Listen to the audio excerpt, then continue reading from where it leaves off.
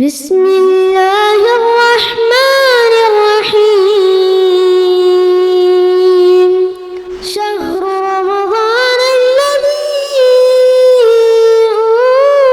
أنزل فيه القرآن هدى للناس وبينات من الهدى والفرقان فمن شهد منكم الشهر فليصم. அஸ்ஸலாமு அலைக்கும் வரஹ்மத்துல்லாஹி வபரகாத்துஹு. கண்ணியத்திற்குரிய எல்லாம் வல்ல அல்லாஹுவின் நல்லடியார்களே, அல்லாஹுவின் அருள் பொங்கும் புனிதம் நிறைந்த ரமலான் மாதத்தில் மிக்க மேலானவன் என்கிற சூரத்துல் அலாவுடைய விளக்கத்தை நாம் பார்த்து வருகிறோம். அதில் இதுவரை முதல் வசனமாக இருக்கிற சப்யஹிஸ்ம ரப்பிக்கல் ஆலா என்ற வசனத்தில் உயர்வான உம் இறைவனின் நாமத்தை பெயரை துதிப்பீராக என்கிற விஷயத்திற்கு குறித்த விளக்கங்களை நாம் பார்த்திருக்கிறோம். அதனைத் தொடர்ந்து இரண்டாம் வசனம் அல்லதி ஹலகஃப சவ்வா, அவன்தான் படைத்தான் சீரமைத்தான். ரொம்ப சீராக சிறப்பாக படைப்பை அல்லாஹ் வடிவமைச்சிருக்கிறான். வெறுமனே படைக்கலை, சும்மா சாதாரணமாக ஏனோ தானோ மேலோட்டமாக படைக்கலை. அந்த படைப்பு ரொம்ப துல்லியமான படைப்பு, ரொம்ப சீரான படைப்பு, ரொம்ப பொருத்தமான படைப்பு. ஒரு படைப்பு அது எப்படி இருக்கணுமோ அப்படி படைக்கப்பட்டிருக்கிற படைப்பு. அதில் இது சரியில்லை, அது சரியில்லை, இது கொஞ்சம் அப்படி இருக்கணும், இப்படி இருக்கணும், எந்த குறைகளும் தவறுகளும் முரண்பாடுகளும் இல்லாத அளவிற்கு மிக துல்லியமான மிக மிக நேர்த்தியான ஒரு படைப்பை அல்லாஹ் படைத்திருக்கிறான் என்பதை இரண்டாம் வசனம் சொல்கிறது. மேலே சொன்னதுடைய தொடர்ச்சியாகவே இதை நாம் பார்க்கலாம். எப்படி பார்க்கலாம் அப்படின்னா, உயர்வான உம் இறைவனின் நாமத்தை துதி அப்படின்னு அல்லாஹ் சொன்னான். இப்போ அந்த உயர்வான இறைவன் யார் அப்படிங்கிறது விளக்குறான். அல்லதி அப்படிங்கிறது அப்படிதான் ஆரம்பிக்குது. சப்யஹிஸ்ம ரப்பிக்கல் ஆலா, உயர்வான உன் இறைவனின் நாமத்தை துதி. அந்த உயர்வான இறைவன் எப்படிப்பட்டவன்? அல்லது அவன் எப்படிப்பட்டவன்னா ஹலகஃப சவ்வா, அவன் ரொம்ப சீராக சிறப்பாக படைக்கிற படைப்பாற்றல் உடையவனாக இருக்கிறான் அப்படின்னு அந்த அல்லாஹ்வுடைய அந்த உயர்ந்த என்ற அந்த பண்புக்கு இலக்கணமாக அதை விளக்குகிற வகையில் எவ்வளவு உயர்ந்தவன் தெரியுமா, எப்படிப்பட்ட உயர்ந்தவன் தெரியுமா என்று சொல்லக்கூடிய வகையில் அல்லாஹ்வை பற்றி அறிமுகப்படுத்தக்கூடிய அதனுடைய தொடர்ச்சி வசனமாக இதை நாம் புரிந்து கொள்ள முடியும். அதோடு மட்டும் இல்லாமல் நாம் ஏற்கனவே பார்த்தோம், அல்லாஹ்வை அறிவது தான் அவனை அஞ்சுவதற்கான ஆகச்சிறந்த வழி. அல்லாஹ்வை தெரிந்து கொள்வதன் வழியாகத்தான் அல்லாஹ்வை நாம் அஞ்சி நடக்க முடியும். அல்லாஹ்வை அஞ்சி நடப்பது தான் ஒரு முஸ்லிமுடைய லட்சிய வாழ்க்கை. அல்லாஹ்வுடைய அச்சம் இல்லை அப்படின்னு சொல்லி சொன்னால் ஒரு முஸ்லீம் நல்ல முஸ்லீமாக வாழ முடியாது. அப்போ அல்லாஹ்வுடைய பெயர்களை அறிவதன் வழியாக அல்லாஹ்வை அறியணும் அப்படின்னு சொன்னோம். பெயர்களை தாண்டி பல வகைகளில் அல்லாஹ்வை அறிய முடியும். எப்படியாவது எப்படியெல்லாம் அல்லாஹ்வை அறிகிறோமோ, அல்லாஹ்வுடைய பண்புகளை தெரிஞ்சுக்கிறோமோ, அவ்வளவுக்கு அவ்வளவு அல்லாஹ்வோடு நெருங்கவும், அல்லாஹ்வுடைய பராக்கிரமத்தை நினைச்சு பயப்படவும், அல்லாஹ்வுடைய திறனை நினைச்சு வியக்கவும், அல்லாஹ்வுடைய கருணையை நினைச்சு அவன்பால் நெருங்கவும் எல்லாமே அல்லாஹ்வை பற்றி அறிவதன் வழியாகத்தான் நிகழும். அப்போ இப்போ அல்லாஹ் அடுத்து என்ன செய்கிறான்னு கேட்டால், அல்லாஹ் தன்னை அறிமுகப்படுத்துகிறான்.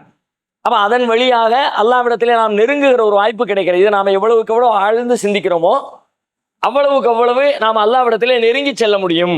ஒரு விஷயம் இதில் புரிகிறது. ஒன்று. ரெண்டாவது, சப்யஹிஸ்ம ரப்பிக்கல் அலான்னு ஆரம்பித்தான். உயர்வான உன் இறைவனின் நாமத்தை துதி அப்படின்னு சொன்னான்ல, ஏன் துதிக்கணும்னு ஒரு கேள்வி கேட்டா இந்த ரெண்டாம் வசனம் அந்த கேள்விக்கான பதிலாக அமைகிறது அப்படின்னு நம்ம புரிஞ்சு கொள்ளலாம். ஏன் துதிக்கணும், ஏன் துதிக்கணும்னு கேட்குற, அவன் தான் இப்போ படைச்சவன். சும்மா சாதாரண ஏனோ தானோன்னு படைக்கலை, ஏப்ப சாப்பையா படைக்கலாம. இப்போ ஏன் அவனை நான் துதிக்கணும், அவன் உயர்ந்தவன் நான் சொல்லணும், அவனுக்கு நான் கீழ்ப்படியணும், அவனை நான் பெருமைப்படுத்தணும் அப்படின்னு முதல் வசனத்திற்கு ஒரு கேள்வி எழுப்பினால் அந்த கேள்விக்கான பதிலாக இரண்டாம் வசனம் வருகிறது. ஏன் துதிக்க வேண்டும் என்று கேட்கிறாயா, அல்லது ஹலக்க, அவன் தான் படைத்திருக்கிறான். படைப்பாளன் தான் துதிக்கப்பட வேண்டியவன், படைப்பாளன் தான் வணங்கப்பட வேண்டியவன், படைப்பாளன் தான் கீழ்ப்படிய தகுதியானவன். எனவே அப்படிப்பட்ட ஆற்றல் உடையவனாக அவன் இருக்கிற காரணத்தினால், பண்புடையவனாக அவன் இருக்கிற காரணத்தினால் அவனை நீங்கள் துதியுங்கள் என்று இந்த கேள்விக்கான பதிலாக கூட அந்த வசனத்தை நாம புரிந்து கொள்ள முடியும். இந்த வசனம் எவ்வளவு முக்கியமானது, இதுவும் இது சார்ந்து இருக்கிற இதை போல குர்ஆன்ல ஏராளமான வசனங்கள் இருக்கிறது. அந்த வசனங்களும் நம்முடைய வாழ்க்கைக்கு எவ்வளவு முக்கியமானது அப்படின்னு சொன்னா, குறிப்பாக அடுத்த தலைமுறைக்கு இப்போ நம்ம பிள்ளைங்க பள்ளிக்கூடம் போயிடறாங்க, காலேஜில் படிக்கிறாங்க, யூனிவர்சிட்டியில் படிச்சுக்கிட்டு இருக்கிறாங்க. இந்த மாதிரி இன்றைய இந்திய எஜுகேஷன் சிஸ்டத்தில் படிச்சுக்கிட்டு இருக்கிறாங்கல்ல, கல்வி திட்டத்தை இங்கே இருக்கிற பாடத்திட்டத்தில் படிச்சுக்கிட்டு இருக்கிறாங்கல்ல, இந்த பிள்ளைங்களுக்கு நாம் கற்றுக் கொடுக்க வேண்டிய மிக முக்கியமான ஒரு வசனம், அதற்கான விளக்கம்னு சொல்கிறதா இருந்தால் இந்த வசனம் அல்லது கலக்கப சபா இருக்குதுல்ல, இந்த வசனம் அடுத்த தலைமுறை பிள்ளைங்களுக்கு ரொம்ப ரொம்ப ரொம்ப விரிவாக பாடம் நடத்தப்பட வேண்டிய ஒரு வசனம். ஏன் அப்படின்னு கேட்டா, நாம தெரிந்தோ தெரியாமலோ ஒரு பெரிய பிழை செய்து கொண்டிருக்கிறோம். நம்ம பிள்ளைங்களை கொண்டு போய் நம்ம சமூக ரீதியாக அவங்களை மேம்படுத்தணும், பொருளாதார ரீதியாக மேம்பாடு அடையணும், உலகியல் ரீதியாக அவங்களுடைய வாழ்க்கை தரம் உயரணும். அதுக்கு என்ன பண்றது? அவங்க நல்லா படிச்சு பெரிய வேலைகளுக்கு வந்து நிறைய சம்பாதிச்சு பெரிய அதிகாரத்தில் வந்து அதுக்காகத்தான் நம்ம பள்ளிக்கூடத்துக்கு அனுப்புகிறோம். அறிவாளி ஆகுதல் அப்படிங்கிறது பெரிய அதோட நோக்கம் இல்லை. பொருளாதார ரீதியாக அதிகாரம் ரீதியாக தன்னை வளப்படுத்திக் கொள்வது அதுதான் ஒரு முக்கியமான அம்சம். இப்போ நம்ம அதுக்காக வேண்டி பிள்ளைங்களை கொண்டு பள்ளிக்கூடத்தில் சேர்க்கிறோம்ல, இந்த பள்ளிக்கூடங்கள் இன்றைய இந்திய கல்வி திட்டம் பாடத்திட்டம் செய்யக்கூடிய வேலை என்னன்னு கேட்டால், நம்முடைய பிள்ளைங்களை, மூமினான பிள்ளைங்களை, முஸ்லிமான பிள்ளைங்களை காஃபிராக்குவதற்கான, இஸ்லாத்தை விட்டு வெளியேற்றுவதற்கான எல்லா சாத்தியக்கூறுகளும் இந்த பாடத்திட்டத்தில் இருக்கிறது. மேலோட்டமாக பார்த்தா உங்களுக்கு அதிர்ச்சியாகவோ அல்லது கோபமாகவோ, அது எப்படிங்க? ஒரு முஸ்லீம் எதை வேணாலும் இழக்கலாம், ஈமான் இழக்க முடியுமா? அப்போ ஈமான் இழக்கிற காரியத்துக்கு தான் நம்ம இவ்வளோ போராடுறோமா? படிங்கிறோம், படிக்க வைக்கிறதுக்கு நிறைய இயக்கங்கள் இருக்குது, நிறைய பேர் அதுக்காக வேண்டிய பாடுபடுறாங்க, அதுக்காக வேண்டிய போராடுறாங்க. பள்ளிக்கூடத்தில் எங்களுக்கு சீட்டு கொடுங்க, எங்களுக்கு ஸ்பெஷல் சீட்டு கொடுங்க, எங்களுக்கு மார்க்கை கம்மி பண்ணி இடஒதுக்கீடு கொடுங்க, அப்படியெல்லாம் கேட்டு படிக்கணும்னு போராடுறோம். அப்போ நம்ம பிள்ளைங்களை இஸ்லாத்தை விட்டு அப்புறப்படுத்துகிற வேலையை தான் நம்ம செய்யறோமான்னு ஒரு கேள்வி வரும்ல. நன்கு ஆழமாக சிந்தித்தால், நிதானமாக சிந்தித்தால் அந்த சிக்கல் அதற்குள்ளே இருக்கத்தான் செய்யறது, மறுக்கவே முடியாது. அதுல முக்கியமான விஷயம் என்ன தெரியுமா? பள்ளிக்கூடத்துல பல மணி நேரம் அவங்க படிக்கிறாங்க. அங்க சொல்லிக் கொடுக்கப்படுகிற பிரதான முக்கியமான அறிவியல் பாடத்தை எடுத்துங்க, மற்ற பாடங்களை விடுங்க. வரலாற்றின் வழியாக நம்ம மேல நம்மளை பற்றிய தப்பான செய்திகளை சொல்லிக் கொடுக்குறாங்க, அது கூட பெரிய சிக்கல் இல்லை, விஷயம் இல்லை. ஒரு மொழியை கற்றுக் கொடுக்குறாங்க, ஆங்கிலம் கற்றுக் கொடுக்குறாங்க, தமிழ் கற்றுக் கொடுக்குறாங்க, அதில் பெரிய சிக்கல் இல்லை. அது மாதிரி மேக்ஸ் கற்றுக் கொடுக்குறாங்க, அதுலேயும் பெரிய பஞ்சாயத்து இல்லை. ஜியோகிராஃபி, இப்போ புவியியல் அதெல்லாம் சொல்லிக் கொடுக்குறாங்க, அதெல்லாம் பஞ்சாயத்து இல்லை. ஆனால் இந்த அறிவியல் அப்படிங்கிற பாடத்துக்குள்ளே வந்துட்டா இருக்கிறதுலே டாப் பாடம் எதுன்னு கேட்டால் அறிவியலை தான் சொல்கிறோம். ஃபர்ஸ்ட் குரூப் அதை தானே வச்சுருக்குறோம். இதெல்லாம் ரொம்ப பெரிய தேவையுடையதாக, ஒரு மருத்துவ தேவை, அது மாதிரியான அடுத்த கட்ட பாடங்களை தேர்வு செய்யக்கூடியவங்களுக்கு முன்னுரிமை எது? அவன் சயின்ஸ் பாடத்தை எடுத்துருக்கணும், அப்படிதான் சொல்லப்படுகிறது. அப்போ இருக்கிறதுலே ஃபர்ஸ்ட் குரூப் அப்படின்ற பேரில் சொல்லப்படுகிற இந்த அறிவியல் பாடம் நம்ம பிள்ளைங்களை எப்படி டியூன் பண்ணுது அப்படின்னு யோசிச்சு பார்த்தா, அறிவியலில் போன உடனே பிள்ளைங்களுக்கு சொல்லிக் கொடுக்குற மிக முக்கியமான விஷயம் இறைவனை விட்டு அவர்களை அப்புறப்படுத்துகிற விஷயம்தான். எப்படி அப்புறப்படுத்துறாங்க? இந்த உலகமோ, இந்த மனிதர்களோ, பார்க்கிற பிரபஞ்சமோ, பிரபஞ்சத்தில் காணுகிற இன்ன பிற தாவரங்களோ, விலங்குகளோ, பூச்சி இனங்களோ, பறவைகளோ, உலகத்தில் எதுவுமோ யாராலும் படைக்கப்பட்டவை அல்ல, எல்லாம் தான் தோன்றிகள் என்பதுதான் அறிவியல் பாடங்கள். ஸ்டார்டிங்ல இருந்து கடைசி வரைக்கும் சொல்லிக் கொடுக்குற எந்த எஜுகேஷன் லெவலுக்கு நீங்க போனாலும் சொல்லலாம். 5ஆம் கிளாஸ், 8ஆம் கிளாஸ், 10ஆம் கிளாஸ், காலேஜ், நீங்க எங்க போய் பாருங்க, எல்லா இடத்துலயும் என்ன இருக்குன்னு கேட்டா, இந்த உலகம் பிரபஞ்சம் என்பது எல்லாம் பரிணாமத்தின் வெளிப்பாடு, இயல்பா நடக்கல, யாரும் பின்னாடி உட்கார்ந்து படைக்கல, இதுக்கு பின்னாடி ஒரு படைப்பாளன் கிடையாது. இதை விட பெரிய ஆபத்து ஒரு முஸ்லிமுக்கு என்ன? இஸ்லாத்தினுடைய பேஸ் என்னங்கிறிய? எல்லாத்தையும் படைச்ச ஒருத்தர் இருக்கான் அப்படிங்கிறத இஸ்லாத்தின் பேச. நாம அல்லாஹ்வை ஏன் வணங்குறோம்? அல்லாஹ்வை ஏன் அவன் நம்மளை படைச்ச, அதனால தான் வணங்குறோம். குர்ஆன் அப்படித்தான் சொல்கிறது. அல்லாஹ்வை ஏன் வணங்குறோம்? அவன் வணக்கத்துக்கு தகுதியானவன், அவன் ஆற்றல் பொருந்தியவன். ஆனா அதுக்கான காரணம் குர்ஆன் என்ன சொல்லுது தெரியுமா? அவன் தான் படைச்சான், படைச்சவனை தானே வணங்கணும்.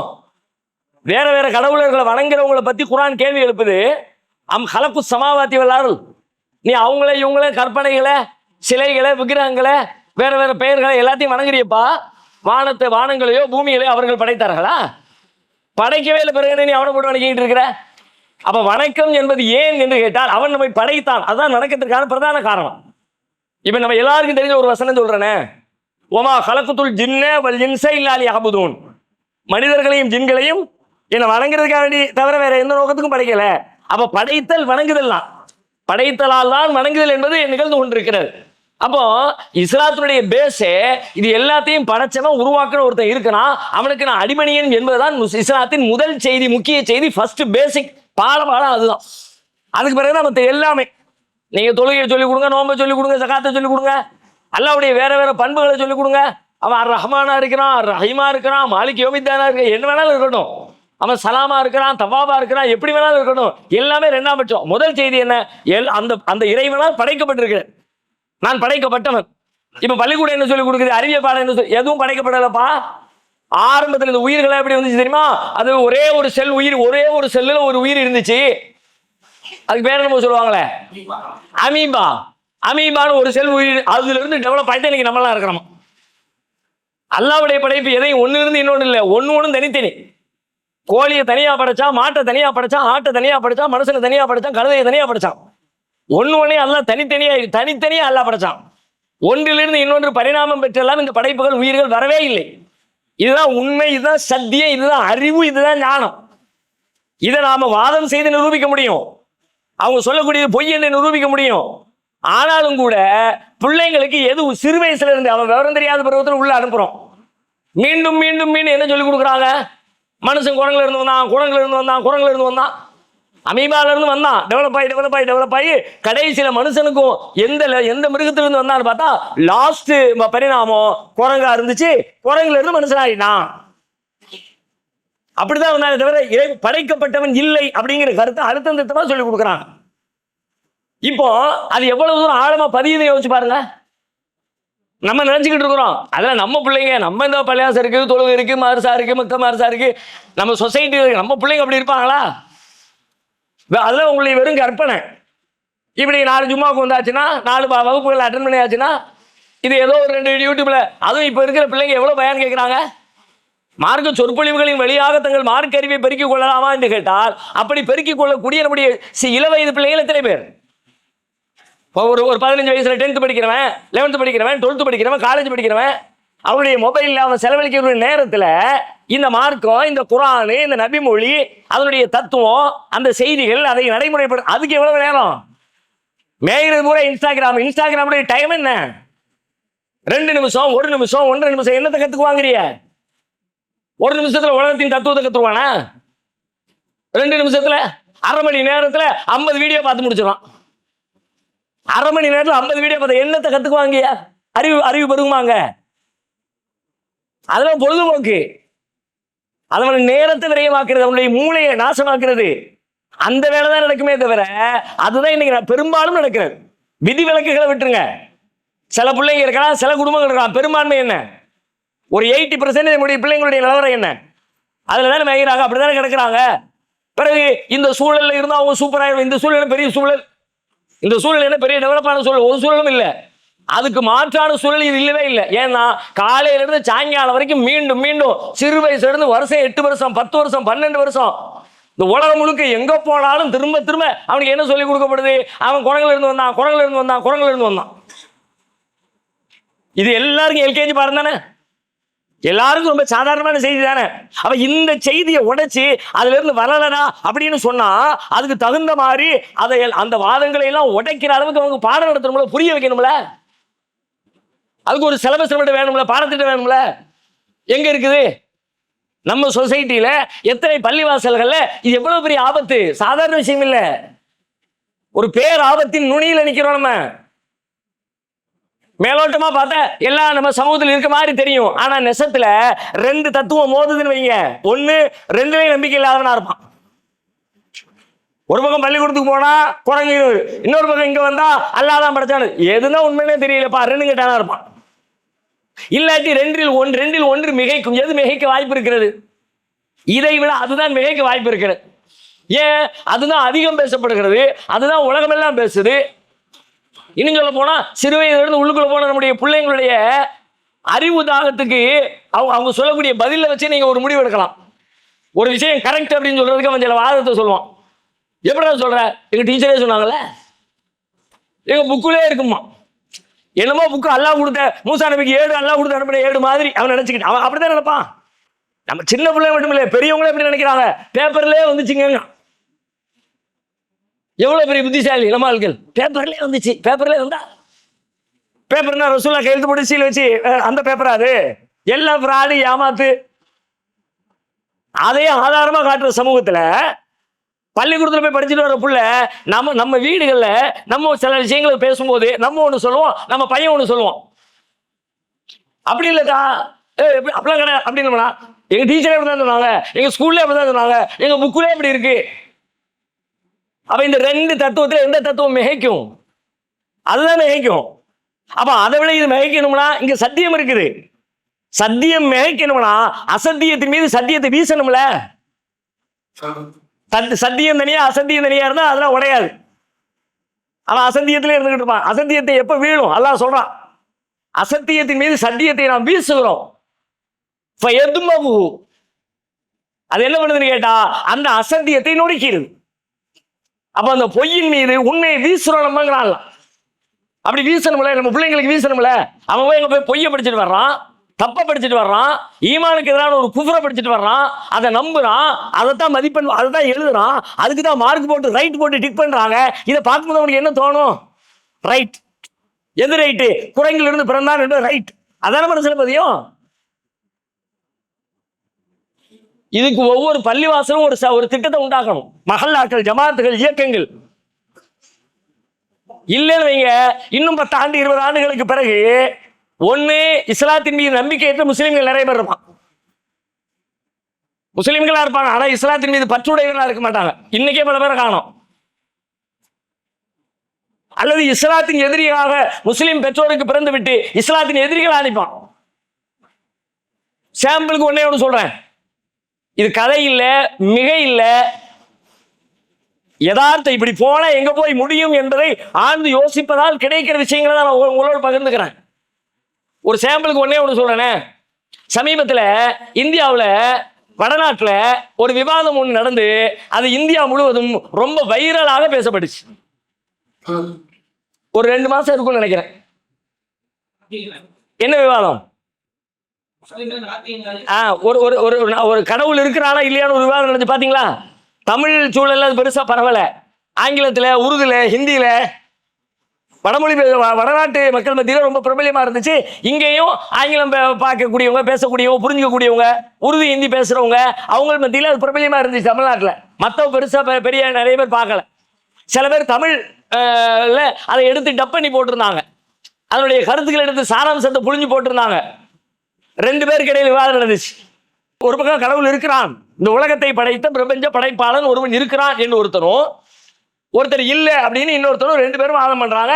பிரபலமான சேனல் வெளியாக அமர்ந்து இந்த வாதம் நடத்தப்பட்டு பயங்கர வைரல். எத்தனையோ அது முடிஞ்ச உடனே அதுல ஒரு ஆலிம்சா கலந்துக்கிட்டார். அந்த ஆலிம்சா யாருன்னு கேட்டா அவரு நதுவா லக்னோல படிச்சவர், அங்குள்ள ஆசிரியர். அவரு அதுக்கு முன்னாடி அவருடைய ஃபேஸ்புக் பேஜில் 1 லட்சத்தி நெருக்கமான பேர் இருந்திருப்பாங்க போல இருக்கு. ஏறத்தாழ 20 லட்சம் பேர் ஒரே வீக்கில் சப்ஸ்கிரைபர். எத்தனை? 20 லேக். அதை தாண்டி 20 லட்சத்தை தாண்டி ஒரு வாரத்தில் 20 லட்சம்ங்கிறது யூடியூப் வரலாற்றுல இப்படி எல்லாம் நடந்திருக்குமானே தெரியல. யாருக்காவது நிகழ்ந்திருக்கலாம், மோடி மாதிரி ஆட்களுக்கோ அல்லது ஃபேஸ்புக் ஜுகர்பர்க் மாதிரி ஆட்களுக்கோ அப்படியெல்லாம் கூட இருந்திருக்கலாமே தவிர இன்னொரு மனிதர்கள் யாருக்கும் இப்படியெல்லாம் ஒரு வாரத்தில் 20 லட்சம் சப்ஸ்கிரைபர் இருக்கிறதா கற்பனையே பண்ண முடியாது. அடிச்சு தூக்கி அவ்வளவு 20 லட்சம் பேர் சப்ஸ்கிரைப் பண்றாங்க. எத்தனை பேர் பார்த்திருப்பான், எவ்வளவு பேர் ஷேர் பண்ணிருப்பான், எவ்வளவு பேர் போய் சேர்ந்திருக்கும். இது யாரு? இது இறைவன் இருக்கிறான். அல்லாஹ் இஸ்லாம் குர்ஆன் அப்படிலாம் கிடையாது. படைப்பாளன் ஒருவன் இருக்கிறான், பிரபஞ்சம் தானா உருவாகல, அதான் கான்செப்ட். ஓகே, ஒரு முஸ்லீம் நம்புறாரு. என்ன நம்புறாரு? அல்லாஹ் படைச்சவன் இருக்கிறான். அவருடைய தரப்புல போய் நின்று விவாதம் பண்ணார். எதிர் தரப்புல ஒரு விவாதம் பண்ணார்ல, அவர் யாரா இருப்பாரு? கடவுள் இல்லை, படைப்பாளன் இல்லை என்று சொல்லுகிறவர் யாரா இருப்பாரு? நாத்திகரா இருப்பாரு, ஏத்திஸ்டா இருப்பாரு, கடவுள் மறுப்பாளரா இருப்பாரு. அப்படித்தானே? அவர் யாரு தெரியுமில? ஜாவித் அக்தர். அவருடைய அப்பா யாரு தெரியுமில? நிசார் அக்தர். அவங்க அம்மா யாரு தெரியுமில? சஃபியா அக்தர். பாரம்பரியமான ஒரு முஸ்லிம் குடும்பத்தில், இஸ்லாமிய பழக்க வழக்கங்களை பிராக்டிஸ் பண்ணுகிற குடும்பத்தில், இன்னும் சொல்ல போனா ஓரளவுக்கு எழுத்து, பேச்சு, சிந்தனை என்று இன்டலெக்சுவலாக செயல்படக்கூடிய ஒரு குடும்ப பின்னணியில வந்த ஒரு முஸ்லிம் பெற்றோருக்கு பிறந்து முஸ்லிமாக வாழ்ந்து இருக்கிற ஜாவித் அக்தர் கடவுள்னு ஒருத்தன் கிடையாது, படைப்பாளன் கிடையாதுன்னு பேசுறார். ஒரு 40-50 வயது நெருக்கமானவராக இருப்பாருன்னு நான் நினைக்கிறேன். எங்கிருந்து வந்தார்? எப்படி வந்தார்? எப்படி உற்பத்தி ஆனார்? அவரு இங்கதான் இருக்கிறாரு. எங்க இருக்காரு? நம்மோடு இருக்கிறாரு, நம்ம சமூகத்துக்கு இடையில இருக்கிறாரு, நம்ம பள்ளிவாசலுக்கு வர்றாரு, நம்ம பயான்களை கேட்கிறாரு, நம்மளோட ஷேர் பண்ணிக்கிறாரு, நம்ம சமூக பழக்க வழக்கங்களை எல்லாம் ஃபாலோ பண்றாரு, பெருநாள் அன்னைக்கு தொழுகைக்கு வந்துடுறாரு. இப்படி இருந்தவர் தான் அவர். இப்படி இருந்த ஒருத்தர் வாதம் பண்ற அளவுக்கு பொது மேடையில் வந்து நின்று கடவுள்னு ஒண்ணு கிடையாதுன்னு சொல்லுகிற அளவுக்கு ஒருத்தர் வந்தாருன்னா அவரெல்லாம் எப்படி உருவாக்கப்பட்டாருங்கிறிய இந்த பாடத்திட்டு தான் உருவாச்சு. வெளியில் உள்ள செய்திகளும் அதற்கு காரணம் இருக்கலாம், ஆனால் பிரதானம் சின்ன வயசுல இருந்தே திரும்ப திரும்ப திரும்ப அதை ஊட்டியதன் விளைவு தானே. நாம கூட கடந்த காலத்துல சில ஆளுங்களை விமர்சனம் பண்ணும் பொழுது ஒரு செய்தியை சொல்லியிருக்கிறோம். ஆலிம்களுக்கு இந்த மதுகபின் மீது இருக்கிற பற்று பாசம் ரொம்ப அதீதமா இருக்கிறது. அதன் பின்னணி என்னன்னு கேட்டா, விவரம் தெரியறதுக்கு முன்னாடியே மதரசால கொண்டு விட்டு அந்த இமாம் எப்படி எப்படி எப்படின்னு அப்படியே ஒரு பெரிய பிம்பத்தை அவன் மூளையில கட்டமைச்சதன் விளைவாக சிந்தனைகளை எல்லாம் ஓரம் கட்டிட்டு அங்க என்ன புகுத்தப்பட்டுச்சோ அதுதான் சரின்னு நம்பி 35 வயசு 40 வயசு 45 வயசு இருக்கிறாரு. சத்தியத்தை உண்மையை புரிஞ்சு கொள்ள முடியாத நிலையில ஒரு ஆலிம் இருக்கிறார். தான் சிறு வயதில் எதை படித்தாரோ, தனக்கு எது கற்பிக்கப்பட்டதோ, தன் மதரசாவில் எது சொல்லிக் கொடுக்கப்பட்டதோ, தன் ஆசிரியர்கள் எதை நம்பினார்களோ, எதை பயிற்றுவித்தார்களோ அதுதான் சத்தியம், அதுதான் உண்மைன்னு மதரசாவில் படித்த சத்தியத்தை அசத்தியத்தை பிரித்து காட்ட வந்திருக்கிற மார்க்க பள்ளிக்கூடங்களில் படித்த ஒரு மார்க்க அறிஞரின் நிலையை இதுன்னு சொன்னா நம்ம பள்ளிக்கூடங்களுடைய நிலைமை என்ன? நாளைக்கு நம்ம பிள்ளை அப்படி ஆக மாட்டேன். என்ன இருக்கு உங்கள்கிட்ட? எல்லார்ட்டையும் அந்த நம்பிக்கை இருக்கு. வெத்து நம்பிக்கையினால ஃபாய்தா இல்லை. வெறும் நம்பிக்கையை மட்டும் வச்சுக்கிட்டு இருந்தோம்னா நாளைக்கு இழப்பு ஏற்பட்ட பிறகு ஐயோ ஐயோன்னு புலம்பி பயன் இல்லை. நம்பணும். எப்ப நம்பணும்? அதுக்கு தகுந்த காரண காரியத்தோடு. என் பிள்ளை போக மாட்டான் அப்படின்னு நம்புறதுக்கு என்ன இருக்கு? என் பிள்ளைக்கு நான் டெய்லி பாடம் நடத்துறேன், அவனுக்கு இந்த விஷயங்களை எல்லாம் கற்றுக் கொடுக்குறேன், ஒவ்வொரு நாளும் அதுல இருக்கிற அந்த அசந்தியத்தை, அதனுடைய ஓட்டைகளை, அதனுடைய தவறுகளை வாய்ப்பு கிடைக்கும் போதெல்லாம் அவனுக்கு நான் சுட்டி காட்டுறேன். இவ்வளவு அழுத்தம் திருத்தமா அங்க எவ்வளவு போதிக்கப்படுதோ அதுக்கு இணையாக நான் போதிக்கிறேன், அதை விட ஒருபடி மேலாக நான் போதிக்கிறேன் அப்படின்னு நான் நம்பும் பொழுது என் பிள்ளை போக மாட்டான்னு நான் நம்புறது நியாயம். நான் ஒரு வேலையும் செய்யல, இதை பத்தி கண்டுக்கவே இல்லை. இதை பத்தி அவனுடைய புரிதல் என்ன, நம்பிக்கை என்ன, எனக்கு யோசனையே இல்லை. அதுக்கு அவனுக்கு இப்படி ஒன்று சொல்லி கொடுப்பாங்கப்பா, அது தப்புப்பா என்று சொல்லக்கூடிய அறிவு எனக்கு இல்லை. என் ஜமாத்துக்கு இல்லை, என் பள்ளிவாசலுக்கு இல்லை, என் மகளால யாருக்கும் இல்லை. எனக்கு மார்க்கத்தை கற்றுத்தரக்கூடிய என் பகுதி மார்க்க அறிஞருக்கு அது பத்தியான அக்கறையோ சிந்தனையோ தெளிவோ அறிவோ ஒண்ணுமே இல்லை. நமது தாருசலாம் வாழ்வியல் பயிற்சி மையத்தில் இஸ்லாத்தை கற்க வருவோருக்கு உணவு, தங்குமிடம், ஹத்னா, அபிடவிட் மற்றும் பெயர் மாற்றம் உள்ளிட்ட அனைத்தையும் செய்து கொடுக்க நபர் ஒருவருக்கு ரூபாய் 15,000 செலவாகிறது.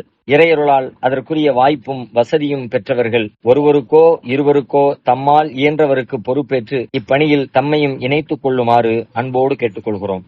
இம்மையின் மூலம் மறுமையை வெல்லும் மகத்தான பணிகள் தொடர உங்கள் துஆக்களை கேட்கிறோம். சிந்தனை, செயல், பொருளாதாரம் உள்ளிட்ட அனைத்து வித ஒத்துழைப்பையும் உங்களிடம் எதிர்பார்க்கிறோம். உங்களுடைய ஜகாத் மற்றும் நன்கொடைகளை கீழ்கண்ட வங்கி கணக்கில் அனுப்பவும்.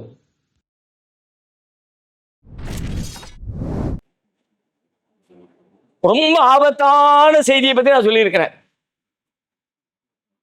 ஒரு உரை நிகழ்த்துவதற்காக சொல்லப்படுற விஷயமா நீங்க கடந்துடவே முடியாது, கடந்துடக்கூடாது. அல்லது கலக்க சவ்வா அப்படிங்கிறது சாதாரண செய்தி அல்ல. இஸ்லாத்தினுடைய உயிர் நாடி குர்ஆன் நெடுகிலும் அல்லாஹ் இதுக்கான வாதங்களை, தர்க்கங்களை, சான்றுகளை இந்த ஒரு வசனத்துக்கு அடி விளாசனம், லாஜிக் அவன்தான் படைச்சான் அப்படிங்கிறத. ஏன் அவ்வளவு தூரம் எதுக்கு பாடுபடணும்? ஒரு இடத்துல சொல்லிட்டு போக வேண்டியதானே?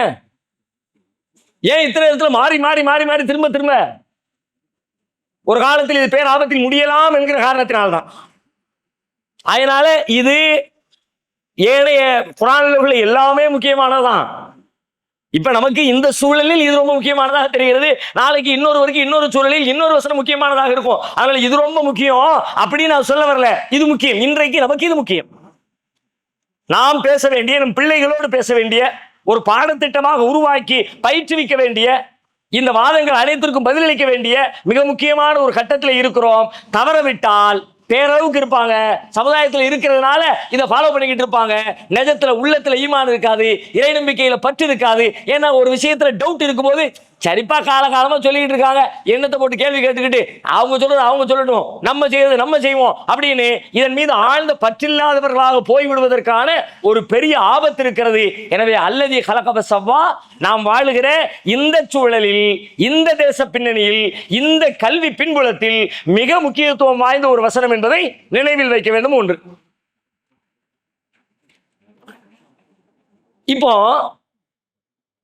இந்த வசனத்தின் வழியாக நம்ம செய்ய வேண்டிய வேலை என்னன்னா, அல்லாஹ்வின் படைப்பு திறனை சிந்தித்தல். அதுக்குதான் அல்லாஹ் சொல்றான், அல்லது கலகப சவ்வான்னு படைச்சான், ரொம்ப சூப்பரா, ரொம்ப துல்லியமா, ரொம்ப பொருத்தமா அப்படி அல்லாஹ் படைச்சிருக்கான் அப்படின்னா அல்லாஹ்வுடைய படைப்பு திறனை யோசித்தல். அந்த யோசித்தல்ல ஏற்கனவே சொன்னதை ஒண்ணு நீங்க நினைவுல வைக்கணும். படைப்பை யோசித்தல் அல்ல, படைப்பாளனின் படைப்பு திறனை யோசித்தல். ரெண்டுக்கு இடையில வித்தியாசம் இருக்கு. நான் இதை பத்தி யோசிக்கிறேன், ஏப்பா என்ன அழகா சூப்பரா, எங்க ஓட்ட இருக்குன்னு தெரியல, உள்ளுக்குள்ள லைட் எரியுது, ஒயரையும் காணும் ஒன்னையும் காணும், பயங்கரமா பண்ணிருக்காயா, அந்த பயங்கரமா பண்ணிருக்காயான்னு முடியுது இல்ல, அந்த முடிவு தான் மேட்ரு. இது பயங்கரமா இருக்குது, இது சூப்பரா இருக்குது, அதோட முடிஞ்சு போயிடக்கூடாது. இது சூப்பரா இருக்குன்னு சொன்னா இதை பத்தி சிந்திச்சேன், இது சூப்பரா செஞ்சிருக்கான்னு சொன்னா இதை செஞ்சவனை பத்தி சிந்திச்சேன். எவ்வளவு அழகா செஞ்சிருக்கான் பாரு, எவ்வளவு அழகா செஞ்சிருக்கான் பாருன்னு சொன்னா நான் செஞ்சவனை யோசிச்சேன், எவ்வளவு அழகா இருக்கு பாரு அப்படின்னா இந்த பொருளை பத்தி சிந்திச்சேன். பொருள் சிந்தனைக்குரியதல்ல, பொருளின் படைப்பாளன் சிந்தனைக்குரியவன். அல்லது கலக்க, அவன் படைத்தான், அந்த விகுதி தான் படைப்பு அல்ல, படைத்தான், சீராக படைத்தான், செம்மையாக படைத்தான். அப்ப அதன் வழியாக அவனை அறிதல், அது ரொம்ப முக்கியமான பாயிண்ட். அதுல இருந்து தவறிடக்கூடாது. இன்னொரு செய்தி, இப்ப இந்த இறைவனின் படைப்பு திறனை குறித்து இந்த வசனத்தின் வழியாக நாம் சிந்திப்பதற்கு முன்னாடி இன்னொரு விஷயத்தை நான் பேசணும்னு நினைக்கிறேன். அது என்ன விஷயம் அப்படின்னு கேட்டா, நேரடியாக இந்த வசனத்தோடு சம்பந்தப்பட்ட, இந்த வசனத்திற்கு விளக்கமாக அமைந்த நேரடி செய்தி அல்ல. ஆனா இந்த வசனத்தை நீங்க புரிஞ்சுக்கிறதுக்கு அந்த விஷயம் உங்களுக்கு உதவி செய்யும். இதுக்கு அதுக்கு சம்மந்தம் இல்லை, இதனுடைய எதிர் திசைன்னு சொல்லலாம். ஆனாலும் அதை தெரிஞ்சுக்கிட்டா இதை முழுசா தெரிஞ்சுக்கலாம். உதாரணத்துக்கு சொல்றேனே, அரபியில் ஒரு பழமொழி ஒன்று சொல்லுவாங்க, துஹரஃபுல் அஷ்யாஉ பி அல்தாதிஹா. ஒரு விஷயத்தை, ஒரு பொருளை, ஒன்றின் தன்மையை அதனுடைய எதிர்மறையை கொண்டு முழுமையாக புரிந்து கொள்ளப்படும். அப்படின்னா ஒன்றை அதன் எதிர் விஷயங்களை கொண்டு முழுமையாக புரிந்து கொள்ளப்படும். அப்படின்னா இப்ப நாம ஊட்டிக்கு போறோம், சம்மரு, திருச்சியில இருந்து ஊட்டிக்கு போறோம். திருச்சியில எப்படி இருக்கிறோம்? திருச்சியில சரியான ஹாட், மே மாசம் 30 டிகிரி, 32 டிகிரி, 34, 36, 38, 40 வரைக்கும் கூட வந்துருது. 40 தான் வந்துச்சுன்னா ஒன்றும் அப்படியே கப கப கபன்னு காந்தது உடம்பு. சரி, ஒரு ரவுண்டு போயிட்டு வந்துருவோம், குடும்பத்தோட வண்டியில அள்ளி போட்டு ஜம்முன்னு வண்டியை கிளப்பி நேரா போய் ஊட்டியில போய் இறங்கணும்னே அப்படியே அந்த குளிர் காத்த ரொம்ப ரம்மியமா, ரொம்ப சுகமா அந்த சுகத்தை ஃபீல் பண்ணுவோம்ல. திருச்சியில இருந்து போனா தான் நீங்க ஃபீல் பண்ண முடியும். லண்டன்ல இருந்து போனீங்கன்னா, ஆஸ்திரேலியால இருந்து போனீங்கன்னா நம்ம அவனுக்கு வேக்குது, பெருசு மேட்ரு இல்லையே. நமக்கு இந்த ஹார்ட்ல இருந்து அந்த கூலுக்கு போன உடனே அந்த கூலை நம்ம ஃபீல் பண்றோம். பா உடனே போன மட்டும் எப்படி கிளைமேட் அற்புதமா இருக்குப்பா. ஆக்சுவலி அந்த கிளைமேட்டை நீங்க புரிஞ்சுக்கிட்டீங்க எதனாலன்னு கேட்டா, நீங்க இந்த திருச்சி ஹார்ட்டில் இருந்ததனால். ரெண்டு நேர் எதிர், ஹார்ட்டும் கூலும் நேர் எதிர். அது உஷ்ணம், இது சூடு, வேறு எதிர். ஆனா அந்த உஷ்ணத்தை தெரிந்த காரணத்தினால் குளிர்ச்சியை அனுபவிக்க முடிகிறது. உஷ்ணம் தெரியாத ஒரு மனிதனால் குளிர்ச்சியை முழுமையாக அறிந்து கொள்ள முடியாது. பிறந்ததுல இருந்து கூழ்லே உட்காந்துருக்கான், ஆஸ்திரேலியாலே உட்காந்துருக்கான், பனிமலைக்கு பக்கத்திலே உட்காந்துருக்கான், இமயமலைக்கு பக்கத்திலே உட்காந்துருக்கான். அவனை கொண்டு ஊட்டியில விட்டா வெறுப்பாக உட்காந்துருப்பான். இது ஒரு ஊருன்னு வச்சிருக்காங்க, மலைக்கு மேல இருக்கான், இதுக்கு வண்டி கட்டி வரான், அவன் பேசிக்கலாம். இங்க பாடுறா, அவன் போடுவான் அவன் ஊருக்கு. மாப்பிள்ள விவரம் தெரியுமா, இங்க இருந்து 300 கிலோமீட்டர் 500 கிலோமீட்டர் சென்னையில இருந்து கிளம்பி வர வண்டியை போட்டு என்னன்னு கேட்டா இங்க கூலா இருக்குமா, வந்து பாரு வேக்குதுமா. அவன் இவங்கெல்லாம் நம்ம ஊருக்கு வந்தா என்ன செய்வாங்க அப்படின்னு அவங்களுக்குள்ள பேசிக்குவான். அவனுக்கு இந்த ஊட்டியினுடைய சிறப்பை உணர முடியாது, ஏனெனில் அதன் எதிர்மறை அவனுக்கு தெரியாது. அதைத்தான் அந்த பழமொழி சொல்கிறது, தொகரஃபுல் அஷ்யாவு பி அலுதாதிஹா. சில விஷயங்களை அதனுடைய எதிர்மறையை கொண்டே முழுமையாக புரிந்து கொள்ள முடியும். இதை முழுசா விளங்கணும், அதை நல்லா தெரியும். அதை தெரிஞ்ச அளவுக்கு உமர் ரலியல்லாஹு அன்ஹுடைய ஒரு சூப்பரான கோட் ஒன்று உண்டு. அவங்க சொல்லுவாங்க, ஜாகிலியத்தை அறியாதவன் இஸ்லாத்தை சரியாக அறிந்து கொள்ள முடியாதுமா. அப்படின்னா என்ன? இஸ்லாத்திற்கு எதிரான சித்தாந்தங்கள், பொய்கள், கதைகள், கற்பனைகள், பலவீனமான வாதங்கள், கடவுள் நம்பிக்கைகள், அதை பத்தி சரியா தெரியாத ஒருத்தனுக்கு இஸ்லாம் சரியா புரியாது, இதனுடைய மேன்மை புரியாது, இதனுடைய மகத்துவம் புரியாது. அங்க கடந்து நீங்க வந்தாங்கன்னா அப்படி கொண்டாடும். பா என்னமா இருக்கியா, என்ன தத்துவம், என்ன போதனை, என்னமா இருக்கு தெரியுமா அப்படின்னு மெயின்ஸில் எடுத்துப்போம். அந்த வகையில நாம ஒரு ஒரு ஒரு அரசியல் வரலாற்றை பின்னோக்கி ஒரு 200 நூற்றாண்டுகளுக்கு அப்படி ஒரு ரவுண்ட் அடிச்சுட்டு வந்தோம்னா இந்த வசனத்தை குறித்த நன்கு புரிந்து கொள்வதற்கான வாய்ப்பு அதற்குள்ளே நமக்கு ஏற்படும். ஒரு 18ஆம் நூற்றாண்டு வரைக்கும் உலகத்துல நம்பிக்கைகள், சித்தாந்த நம்பிக்கைகள் அப்படின்னு எடுத்துக்கிட்டா, இந்த உலகம் உருவானது சம்பந்தமா, படைப்பு சம்பந்தமா என்ன நம்பிக்கை இருந்துச்சு அப்படின்னு பார்த்தா, பெரும்பாலும் உலகம் முழுமை சில சில விதிவிலக்குகளை தவிர, ஒரு சில சின்ன சின்ன பகுதிகளை தவிர பெரும்பாலும் உலகம் முழுவதும் மத நம்பிக்கைகள் தான் ஆட்சி செஞ்சு கொண்டிருச்சு. 18ஆம் நூற்றாண்டு நீங்க பாத்தீங்கன்னா உலகம் எப்படி இருந்துச்சுன்னு கேட்டா, ஒரு பக்கம் அமெரிக்கா, ஐரோப்பா, ஸ்பெயின், போர்ச்சுகல், இன்னொரு பக்கம் முஸ்லீம் நாடுகள், மத்திய கிழக்கு, மத்திய ஆசியா, மேற்காசியா, தெற்காசியா, இந்தியாவுடைய சில பகுதிகள், இங்கெல்லாம் முஸ்லீம்களுடைய கைகள் ஓங்கி இறை நம்பிக்கை, முஸ்லீம் இறைவனை பற்றிய இஸ்லாமிய நம்பிக்கை, அங்கெல்லாம் கிறிஸ்தவ நம்பிக்கை, அங்கேயும் கடவுள் நம்பிக்கை, இங்கேயும் கடவுள் நம்பிக்கை. அதை விட்டு மிச்சம் இருக்கிற சில பகுதிகள் இருந்துச்சு, இந்தியா மாதிரியான பகுதிகள், இதற்கு தென்பகுதியில் இருக்கிற வேறு சில நாடுகள், அங்கெல்லாம் என்ன நம்பிக்கை? அங்கெல்லாம் இந்து மத நம்பிக்கை, பௌத்த மத நம்பிக்கை, கன்பூசியஸுடைய தத்துவம். இந்த மாதிரி உலகம் முழுவதுமே கடவுள் நம்பிக்கைகளால் உலகம் நிறைந்திருந்துச்சு. கடவுள் நம்பிக்கை என்ன அர்த்தம்? இந்த உலகத்தை கடவுள் தான் படைச்சார் அப்படின்னு எல்லாரும் நம்பிக்கிட்டு இருந்தான். கிட்டத்தட்ட 18ஆம் நூற்றாண்டு வரைக்கும் இதான் நிலவரம். 19ஆம் நூற்றாண்டுடைய துவக்கத்துல நிலவரம் வேற மாதிரி ஆயிடுச்சு. இந்த 19ஆம் நூற்றாண்டு என்ன ஆகுதுன்னு கேட்டா, தொழில் புரட்சி உண்டாகிறது, இண்டஸ்ட்ரியல் ரெவல்யூஷன் அப்படிங்கிறான்ல, அது வரைக்கும் இருந்த உலகம் அதுக்கு பிறகு 4 கால் பாய்ச்சல பாய ஆரம்பிக்குது. வளர்ச்சினா வளர்ச்சி. அதுக்கு முன்னாடி ஒரு 1000 ஆண்டுகள் வளராத ஓடாத ஓட்டத்தை அடுத்த ஒரு 100 வருஷத்துல மனுஷன் ஓடிட்டான்.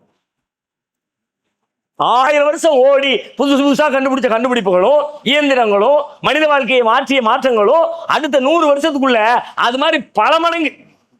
அதே 1000 வேகத்துல போனா இது மாதிரி இப்ப நம்ம வாழ்ந்துகிட்டு இருக்க இந்த சொகுசு இயந்திரங்கள், போக்குவரத்து எல்லாம் இருக்குல்ல, இந்த வாழ்க்கையை வாழ்றதுக்கு இன்னொரு 10,000 வருஷம் தேவைப்பட்டிருக்கும். அப்படியே ஆம நகர்ந்த மாதிரி தான் கண்டுபிடிப்புகள் நகர்ந்துச்சு. 19ஆம் நூற்றாண்டு தொழில் புரட்சிக்கு பிறகு நிறைய இயந்திரங்கள், எங்க பார்த்தாலும் பெரிய பெரும் தொழிற்சாலைகள், கிராமங்களிலிருந்து மக்களை கொண்டு வந்து இறக்கி விட்டு எக்கச்சக்கமான பேர் பணியாற்ற ஆரம்பிச்சாங்க.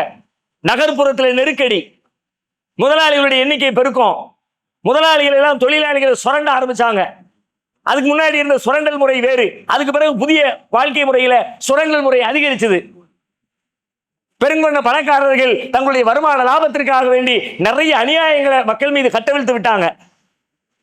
செயற்கையான பஞ்சங்களை உருவாக்குனாங்க.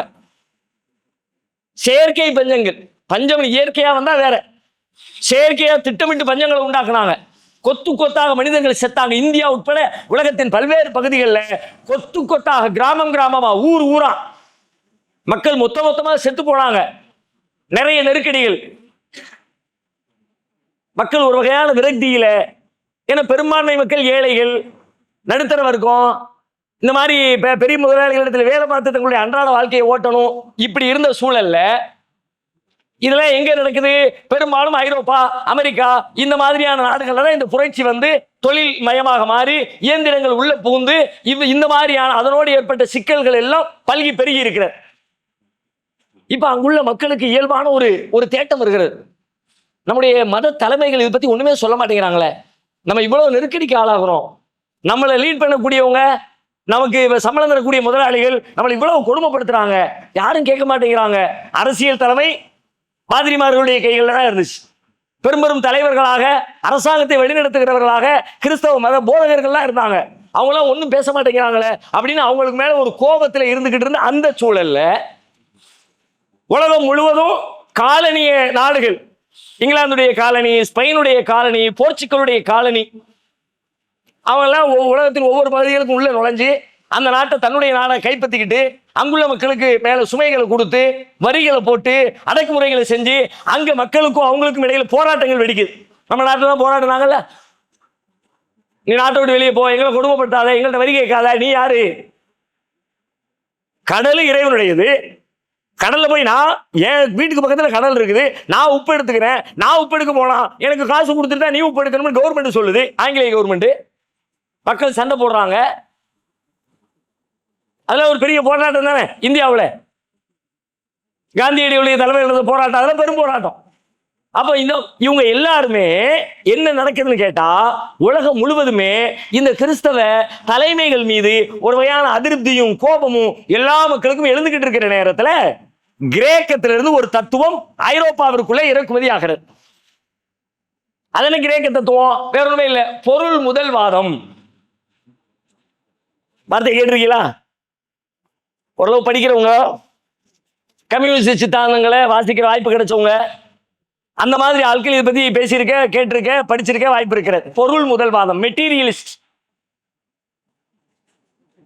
அதுக்கு யாருக்காவது பொருள் தெரியுதா? பொருள் முதல்வாதம்னா என்ன?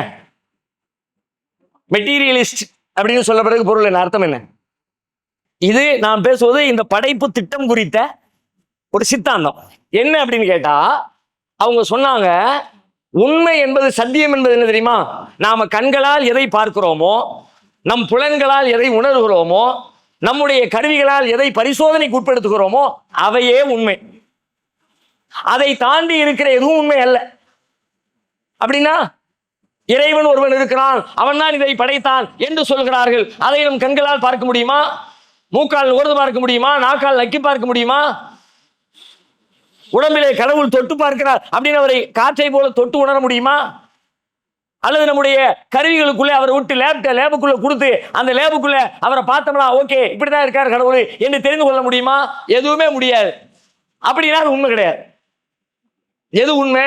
எதை பார்க்கிறோமோ, எதை கேட்கிறோமோ, எதை தொடுகிறோமோ, எதை உணர்கிறோமோ, எதை ஆய்வு செய்கிறோமோ, எது நம்முடைய அறிவியல் வரையறைகளுக்கு உட்பட்டு ஆய்வு செய்யக்கூடிய வாய்ப்புக்கு இருக்கிறதோ அதுதான் உண்மை. அதை தாண்டி இதுக்கு பின்னாடி ஒருத்தர் இருக்கிறான், ஒரு படைப்பாளன் இருக்கிறான், கடவுள் இருக்கிறான், அவனால் இது படைக்கப்பட்டுச்சு அப்படியெல்லாம் சொல்றது நம்ப முடியாது. கடவுள் இல்லை என்கிற மறுப்பு சித்தாந்தம், அதுக்கு தான் இந்த பேர் வச்சாங்க. எல்லாம் பொருள். அதை எப்படி வச்சாங்க? பொருள் அப்படின்னா உலகத்தில் இப்ப நீங்க பார்க்கிற பொருள் எல்லாம் அனாதி காலம் தொட்டு இருந்து கொண்டே இருக்கிறார்.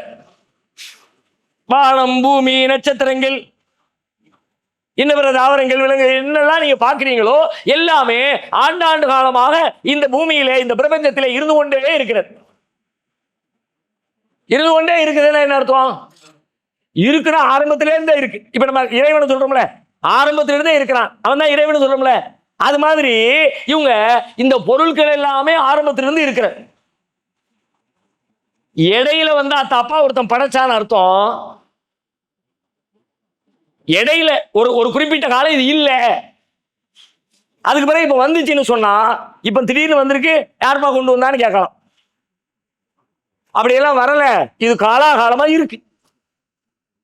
இப்ப இந்த லைட்டு இங்க இல்ல, இப்படி வச்சுக்கங்க, எம்டியா இருக்கு, ரொம்ப நேரமா பார்த்துக்கிட்டே இருக்கிறீங்க, ஒண்ணு இல்ல, திடீர்னு இப்ப வந்துருச்சு. இப்ப உங்களுக்கு ஒரு கேள்வி வருது, இது யாரு வச்சா? இப்ப ஒரு கேள்வி வருதுல, இல்லாமல் இருந்து வருகிறது. அப்படின்னா நான் தான் இதை ஒரு வச்ச ஒரு ஆள் இருக்காரு, இதை ஒருத்தர் வச்சிருக்கிறார். எப்படி கேள்வாமாவது ஏற்கனவே இல்லப்பா இப்பதானே வந்திருக்குது அப்படின்னா யாரோ கொண்டு வச்சிருக்காருன்னு அர்த்தம். அவர் எதுக்கு வச்சாரு?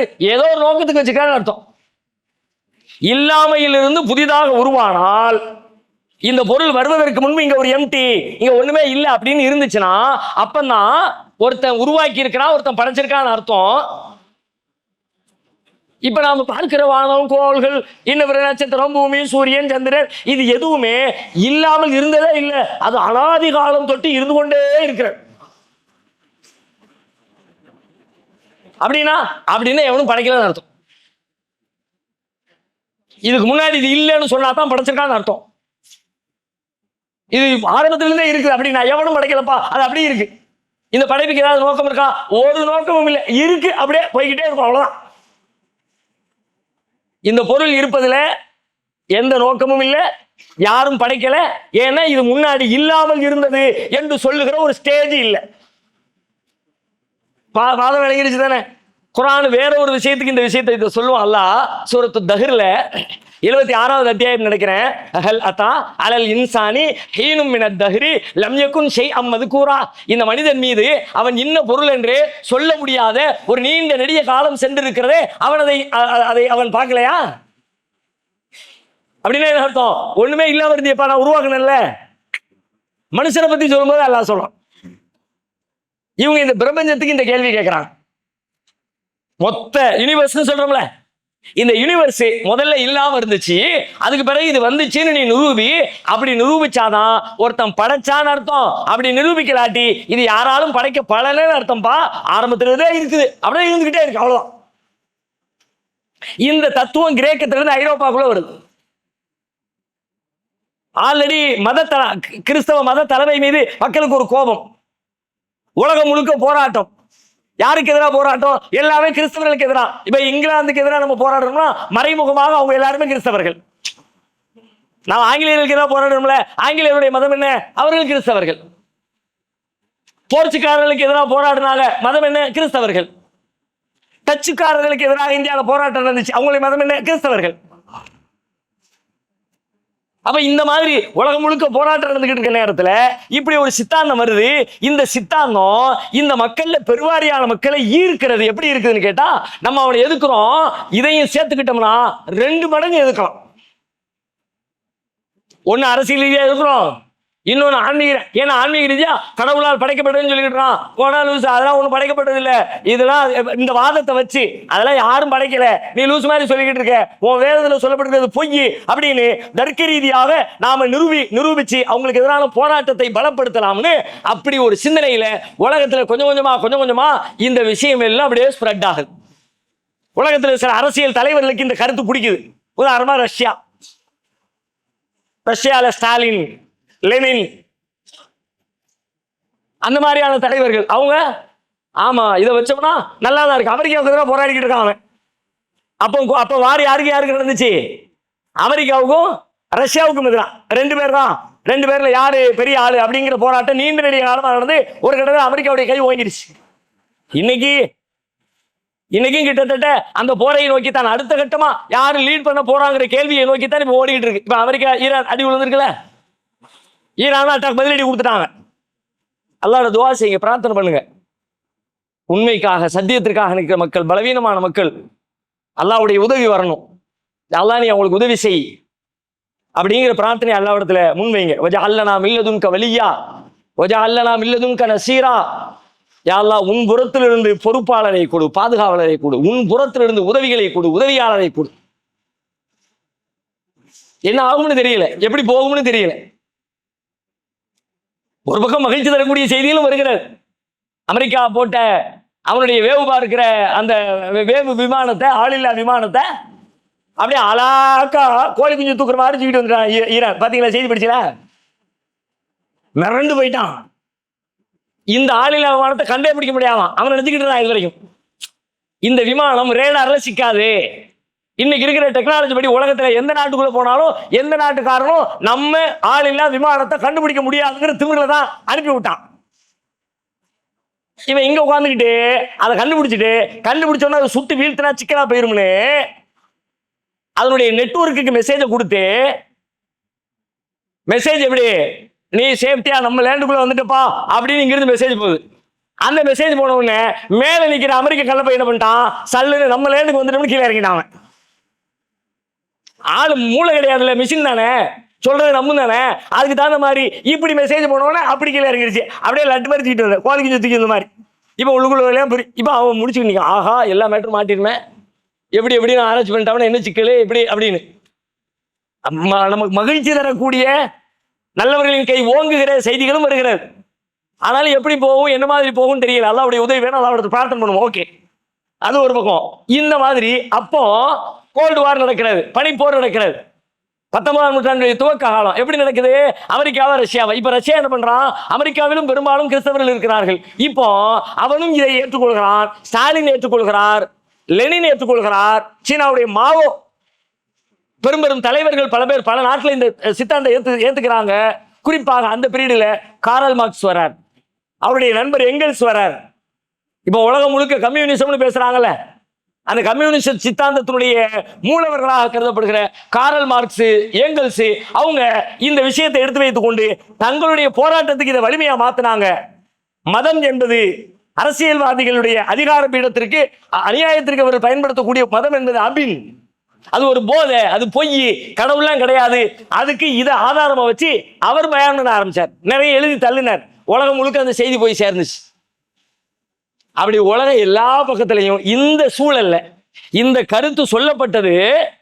ஆல்ரெடி மத நம்பிக்கை இருக்குது, கடவுளால் படைக்கப்பட்டதா உலகம் பிரபஞ்சம்ன்ற நம்பிக்கை இருக்குது.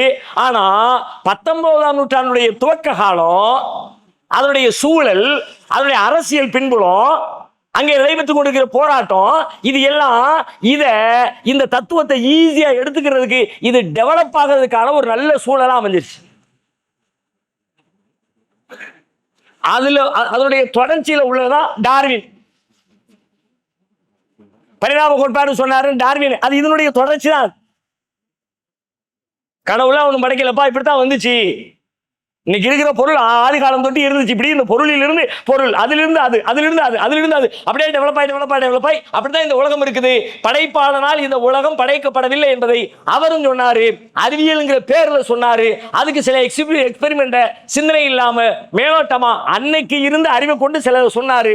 நிறைய மக்கள் நம்பி அதை ஏற்றுக்கொண்டு இந்த போராட்டத்துக்கு வலு சேர்க்குமே சொல்லிட்டு எல்லா பகுதிகளிலும் அதை அதை இறக்குமதி பண்ணினாங்க. இந்தியாவும் அதை இறக்குமதி பண்ணிடுச்சு. இந்திய பாடத்திட்டத்துக்குள்ளே வந்துச்சு. உலகத்தின் பெரும்பான்மையான பகுதிகள், மிகச்சில இஸ்லாமிய சிந்தனை கொண்டிருக்கிற நாட்டின் பாடத்திட்டங்களை தவிர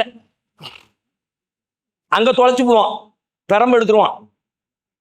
மனுஷன் குரங்குல இருந்து வந்தானா வெளுத்துருவான், வெளுத்து. அந்த கேள்வி அங்க வரும், அந்த பாடம் அங்க உண்டு. அதுக்கு என்ன ஆன்சர் பண்ணணும்? மனிதன் எந்த குரங்குல இருந்து வரலாம், இறைவனால் படைக்கப்பட்டவன், அந்த ஆதாரத்தை அந்த பிள்ளைங்க எழுதுவாங்க. அங்குள்ள எக்ஸாம்ல அங்க டிக் எப்படி விழும்? மனிதன் மண்ணிலிருந்து படைக்கப்பட்டான், மண்ணின் பண்புகள் மனிதனிடத்திலே இருக்கிறது, மண்ணிடத்திலே இருக்கிற மூலக்கூறுகள் அனைத்துமே, மண்ணிடத்திலே இருக்கிற தனிமங்கள் அனைத்துமே எல்லாமே மனுஷனுக்குள்ள இருக்குது. மண்ணுக்குள்ள தங்கம் இருக்கு, மண்ணுக்குள்ள வெள்ளி இருக்கு, மண்ணுக்குள்ள இரும்பு இருக்கு, மண்ணுக்குள்ள பாஸ்பரஸ் இருக்கு, மண்ணுக்குள்ள என்னெல்லாம் இருக்கோ அதெல்லாம் மனுஷனுக்குள்ள இருக்கு. இறைவன் சொல்றது மாதிரி கரெக்டா இருக்குதுப்பா, மண்ணிலிருந்து வந்த மனுஷன் அப்படிங்கறத உறுதி பண்ணுதுன்னு அந்த பாடத்திட்டத்தில் இருக்கும். அதை எழுதுவான், டிக் போடுவான், மார்க் வாங்குவான். இஸ்லாமிய நாடுகளை தவிர உலகத்தின் பெரும் பகுதிகளில் இந்த சித்தாந்தம் தான் இருக்கிறது. இப்படித்தான் இது டெவலப் ஆச்சு. இந்த வரலாற்று பின்னணி, உலகம் இறைவனால் படைக்கப்படல, தானாக தோன்றிய தான் தோன்றி என்ற கருத்து அதுக்கு முன்னாடி கிடையாது. உலகத்துல 18ஆம் நூற்றாண்டுக்கு 19க்கு முன்னாடி வரைக்கும் உலகம் முழுக்க கடவுள் நம்பிக்கை தான். நீங்கள் அனாதை குழந்தைகளை ஆதரிக்க விரும்புகிறீர்களா? தந்தை இழந்து தரமான உணவின்றி, நல்ல உடைகளின்றி, சரியான வழிகாட்டுதலின்றி அனாதைகளாக வாழும் இந்த குழந்தைகளுக்கு உதவும் கரங்கள் தான் தாருல் இல்ம் உதவும் கரங்கள். அல்லாவின் உதவியால் 2010 10 குழந்தைகள் என்று ஆரம்பிக்கப்பட்ட இந்த உதவும் கரங்கள் சமூகத்தில் கவனிப்பாரற்று அதிகரித்து வரும் அனாதை குழந்தைகளை கருத்தில் கொண்டு தற்போது 160 குழந்தைகளுக்கு மேல் பொறுப்படுத்தி செயல்பட்டு வருகிறது. இவர்களின் கண்ணீரை துடைத்திட நீங்கள் தாராளமாக உதவுங்கள். உங்கள் ஜகாத் மற்றும் சதக்காவை அனுப்ப வேண்டிய முகவரி தாருல் இல்ம், நம்பர் 64, பார்த்தசாரை தெரு, பழைய வண்ணாரப்பேட்டை, சென்னை 21. Website darulilmhh.com. தொடர்புக்கு 9840725020 9600055060. அதுக்கு பிறகுதான் இப்படியான ஒரு அரசியல் சூழலின் காரணமாக இந்த சித்தாந்தம் உலகம் முழுக்க பரவுச்சு. ஓகேயா? பரவிடுச்சா? ஒரு நூற்றாண்டு காலம் இந்த செய்தி சக்கப்போடு போடுதா? எல்லா இடங்களையும் பேசிக்கிட்டே இருக்கிறாங்களா? 20ஆம் நூற்றாண்டு பிறக்கிறது. 1920களை உலகம் கடக்கிறது. 22, 26, 29 உலகத்திலே மிகச்சிறந்த விஞ்ஞானிகள், அறிவியலாளர்கள், இயற்பியலாளர்கள், இந்த வான்வெளியை ஆராய்ச்சி செய்யக்கூடிய பெரும் பெரும் விஞ்ஞானிகள் அன்றைக்கு புறப்படுத்தி பல்வேறு ஆய்வுகளை உலகத்திற்கு முன்வைக்கிறார்கள். எப்போ? 20ஆம் நூற்றாண்டு. 20ஆம் நூற்றாண்டுனா 19ஆம் நூற்றாண்டு கடந்து 1900 தாண்டி 1900 வந்துட்டா 20, 1800 19, 810 அப்படின்னா 19ஆம் நூற்றாண்டு. 910னா 20ஆம் நூற்றாண்டு, 2010னா 21ஆம் நூற்றாண்டு. இப்போ இந்த 20ஆம் நூற்றாண்டுடைய துவக்கத்தில் உலகத்தின் சில மிகச்சிறந்த இயற்பியலாளர்கள் பல்வேறு ஆராய்ச்சிகளை மேற்கொண்டு அதில் நிபுணத்துவம் பெற்றவர்கள் வருகிறார்கள். பல்வேறு கண்டுபிடிப்புகளை அவர்கள் கண்டு அறிந்து ஆராய்ச்சி செய்கிறார்கள். அந்த ஆராய்ச்சியின் முடிவுகளை சொல்லுகிறார்கள். அந்த ஆராய்ச்சி முடிவுகள் அனைத்துமே இந்த செய்திகளை ஒரு நூற்றாண்டு காலம் உலகம் முழுக்க நம்பப்பட்டு பேசப்பட்டு பரப்பப்பட்டு வந்த இந்த பிரபஞ்ச படைப்பாளன் இல்லை என்கிற தத்துவத்தை சுக்குநூறாக உடைத்து போடுகிற அற்புதமான கண்டுபிடிப்புகள் 20ஆம் நூற்றாண்டின் துவக்கத்தில் வந்து குமிய ஆரம்பிச்சு. அதுல ஒண்ணு நம்ம எல்லாத்துக்கும் தெரியும், பள்ளிக்கூடத்திலே இருக்குது. ஆனா அதுல உள்ள சிக்கல் என்னன்னா, இதையும் சொல்லலாம் அதையும் சொல்லலாம், எதை எதுக்கு சொல்லுதுன்னு தெரியாமலே சொல்லலாம். இப்ப நான் சொன்ன உடனே நீங்க எல்லாருமே சொல்லுவீங்க பாருங்க, ஆமாம் எல்லாத்துக்கும் தெரிஞ்ச இயல்பான பள்ளிக்கூடம் போனேன், காலேஜ் படிக்கிறேன், ஓரளவுக்கு வந்து 8th 9th படிக்கிற எல்லாருக்கும் தெரிஞ்ச செய்தி தான் பிக் பேங் தியரி. ஆமா, தலையாற்றியதானே தெரியும், பெரும்பாலும் தெரியும். வெகு சிலருக்கு பெரியவங்களுக்கு அதை தெரியாத இருக்க, பெரும்பாலும் எல்லாருக்கும் தெரியும் பெருவெடிப்பு கொள்கை. ஓகே தானே, தெரியும் தானே பெருவெடிப்பு கொள்கை. இது என்ன பெருவெடிப்பு கொள்கை? இது 1920ஆம் நூற்றாண்டுடைய துவக்கத்தில் இந்த செய்தி கண்டுபிடிக்கப்படுகிறது. இது ப்ரூஃப், இதுவும் ஆத்தன்டிக் ஆனது, சந்தேகத்துக்கு இடம் இல்லை. இது என்ன சொல்லுச்சு, ஆரம்பத்தில் உலகம் இப்படி தோன்றதுக்கு முன்னாடி ஒரு அனாதி காலமாக ஒண்ணுமே இல்லாம பிரபஞ்சம் என்ற ஒன்றே இல்லை, டைம் என்ற ஒன்றே ஒன்று இல்லை, காலம் என்கிற ஒன்றே இல்லை, ஒன்றுமே இல்லாமல் இருந்தது. இல்லாமல் இருந்த நேரத்தில் திடீரென்று ஒன்று வெடித்தது ஒரு குறிப்பிட்ட காலத்தில். அந்த வெடிப்புக்கு பிறகுதான் இன்னைக்கு நாம பார்க்கிறது உண்டாயிருக்கு. அது எப்படி என்ன இதெல்லாம் விளக்க முடியாது, அது நீ அந்த புக்கத்தை வாங்கி படிச்சுக்க வேண்டியதான். அதுல அவங்க சொல்ல வந்தது அந்த பெரு வெடிப்பு கொள்கை. அப்படி வெடிச்சதுல அதை புரிஞ்சுக்கிறதே கூட கொஞ்சம் சிரமம். இப்ப வெடிச்சது அப்படின்னா குர்ஆன்ல அது வருகிறது. 21வது அத்தியாயத்துல சூரத்துல் அம்பியா, அம்பியாவுல 30வது வசனம், அவலம் யரல்லதீன கஃபரு அன்ன சமாவாதி வல் அர்து கானதா ரத்கன் ஃபஃபதக்னாஹுமா. இறைவனை மறுக்கிறவர்கள் அவர்கள் பார்க்கவில்லையா? அன்ன சமாவாதி வல் அர்து, வானங்களும் பூமியும் ஒன்றாகத்தான் இருந்தது.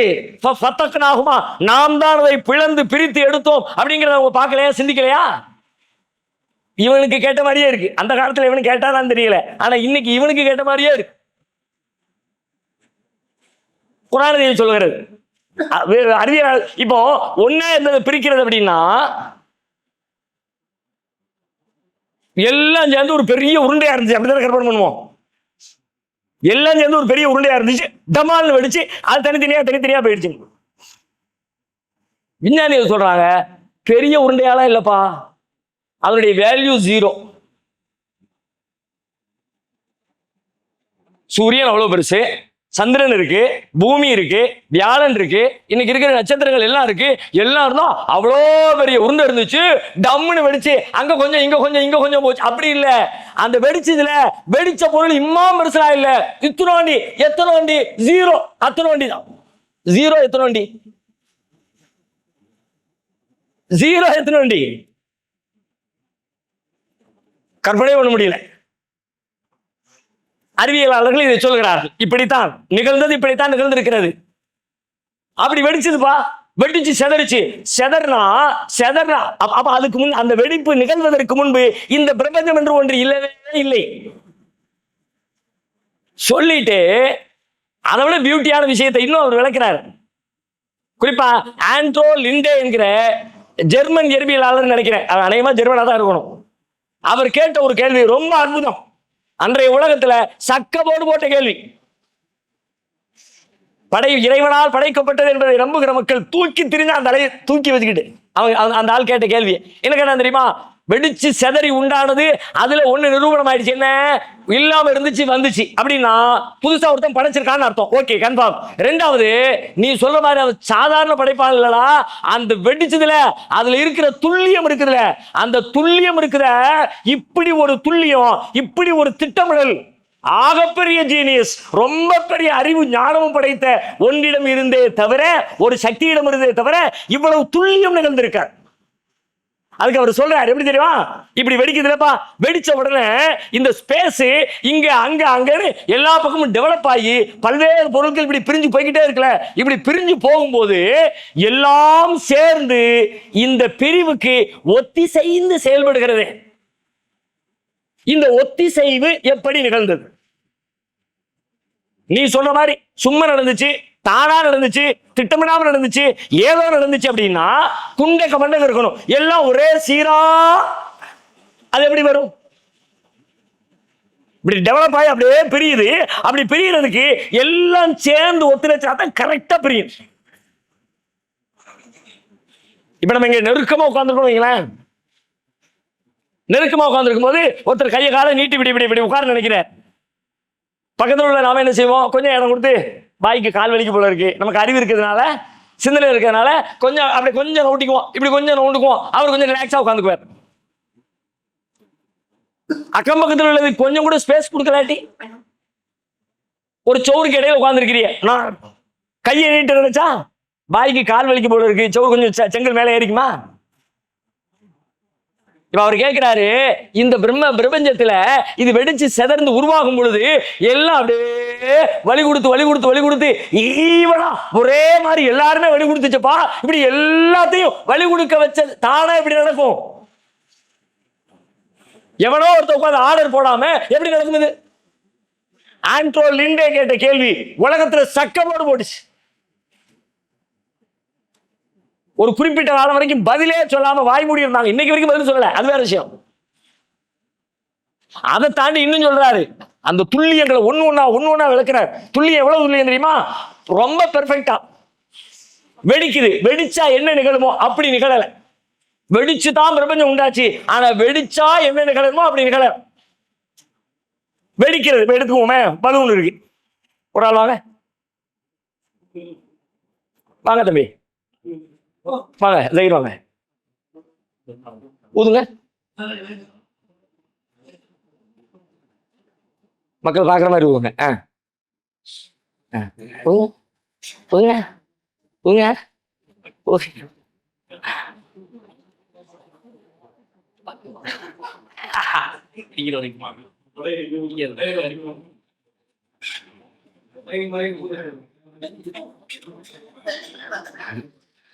கொஞ்சம் பயம் வந்துடும், வெடிச்ச உடனே டக்குன்னு மூஞ்சில செதறிடுமே, அடிச்சிருமே.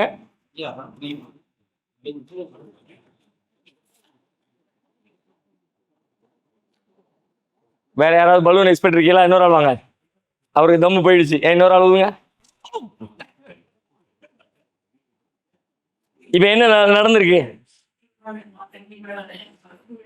இங்க ஒரு துண்டு, அங்க ஒரு துண்டு, அங்க ஒரு துண்டு, இங்க ஒரு துண்டு, இங்க ஒரு துண்டு வெடிச்சிச்சா? வெடிச்சா இப்படித்தானே ஆகணும். வெடித்தல் இப்படித்தான் நிகழணும். இருக்கிற உருப்படியா இருக்கிற ஒரு பொருள் உருப்படியெல்லாம் போயிடும், அதானே வெடித்தல். வெடியெல்லாம் வைக்கிறாங்க, அழகா நீட்டா உள்ளுக்குள்ள அடுக்கி மருந்து இருந்து எல்லாம் நீட்டா இருக்கும். பத்த வச்ச உடனே வெடிச்சிருச்சு, என்ன ஆயிடுச்சு? ஒண்ணுமில்லாம போயிடுச்சு, தூள் தூளா செதறி போயிடுச்சு. அதானே இப்படிதான் நடக்கணும். அவர் சொல்றாரு, இப்படி நடந்திருந்தா சரிங்களா, ஆனா அப்படி நடக்கலையப்பா.